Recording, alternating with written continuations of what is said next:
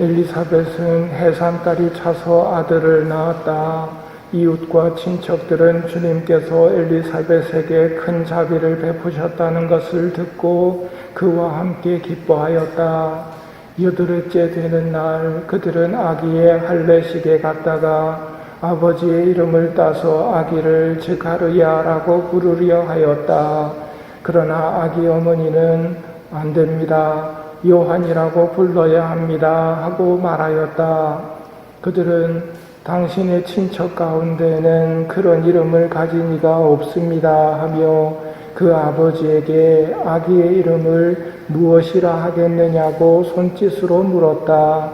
즈가르야는 글 쓰는 판을 달라고 하여 그의 이름은 요한이라고 썼다.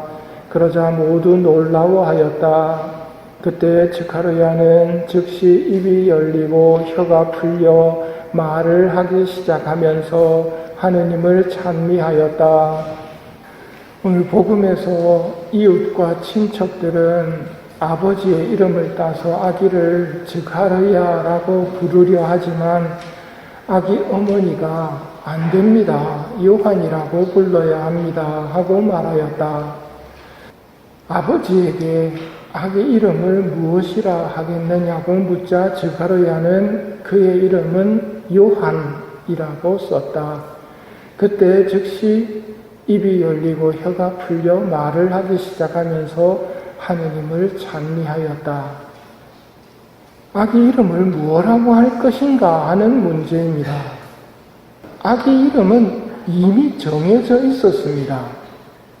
두려워하지 마라 즈가르야야, 너의 청혼이 받아들여졌다. 내 아내 엘리사벳이 너에게 아들을 낳아줄 터이니 그 이름을 요한이라 하여라. 하지만 사람들이 이렇게 이야기를 하는 이유는 자기들의 생각이나 자기들의 관습과 다른 하느님의 뜻 앞에서 좀 당황하는 모습입니다. 하느님은 우리가 지레짐작하는 것에서 많이 벗어나십니다. 우리가 하느님을 제대로 알지 못하기 때문입니다. 요한이라는 이름의 뜻은 자비로우신 주님 혹은 주님은 자비로우시다로 번역된다고 합니다. 천사가 아기 이름을 요한이라고 알려줬는데 즈가르야는 제가 그것을 어떻게 알 수 있겠습니까? 저는 늙은이이고 제 아내도 나이가 많습니다 하면서 상당히 논리정연하게 못 믿겠다고 이야기를 합니다. 하느님의 계획 앞에서, 하느님의 뜻 앞에서 불신을 드러내는 이런 모습은 정말 하느님을 잘 모르기 때문입니다. 즈가르야는 사제인데 사제가 하느님을 모를 리가 있겠습니까? 틀린 말도 아니지만 사제라고 해서 하느님을 다 아는 것도 아닙니다. 도대체 이분이 누구신데 바람과 호수까지 복종하는가? 예수님의 제자들이 이 말을 합니다. 예수님을 몰랐겠습니까? 예수님을 알았지만 다 아는 것도 아니었단 말입니다. 우리가 하느님을 다 안다고 착각해서는 안 됩니다. 하느님을 우리 머리로 다 담아낼 수 없는데 지레짐작해가지고 하느님을 상상하는 것은 굉장히 위험한 일입니다. 그래서 성당 안에서의 예절도 이런 관점에서 한번 생각해 봐야 됩니다. 여자의 몸에서 난 사람 중에 세례자 요한보다 큰 인물은 없었는데 그 세례자 요한이 뭐라고 하느냐면 내가 누구라고 생각하느냐, 나는 그분의 신발끈을 풀어드리기에도 합당하지 않다고 이야기합니다.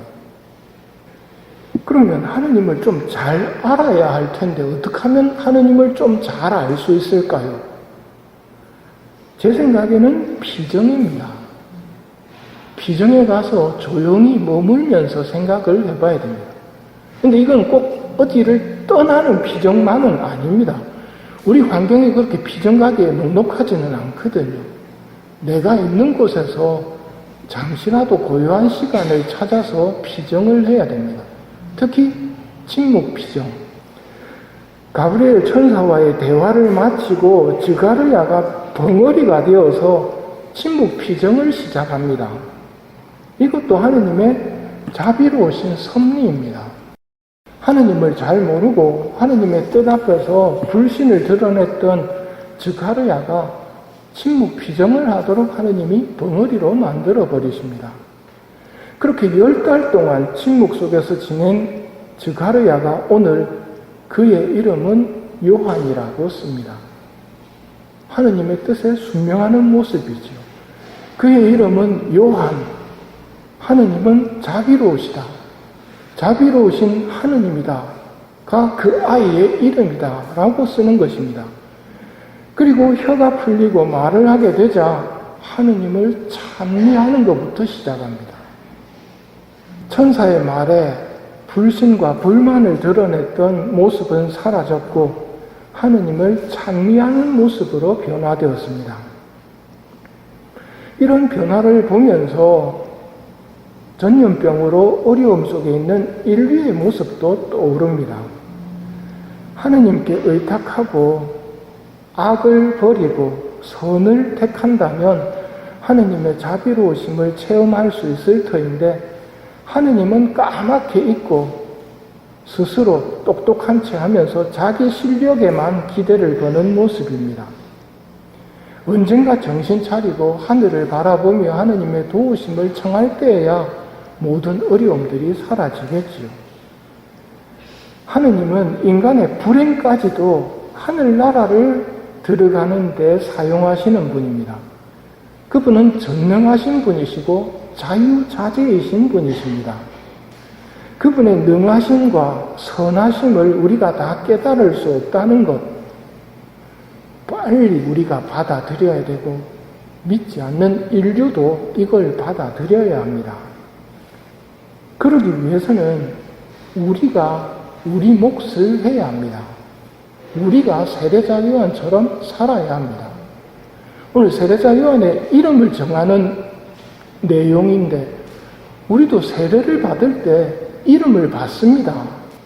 여러분도 여러분의 세례명을 받으셨지요? 세례명을 받았다는 말은 뭐겠습니까?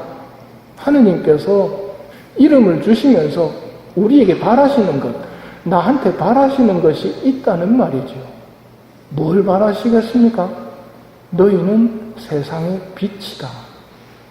너희는 세상의 소금이다.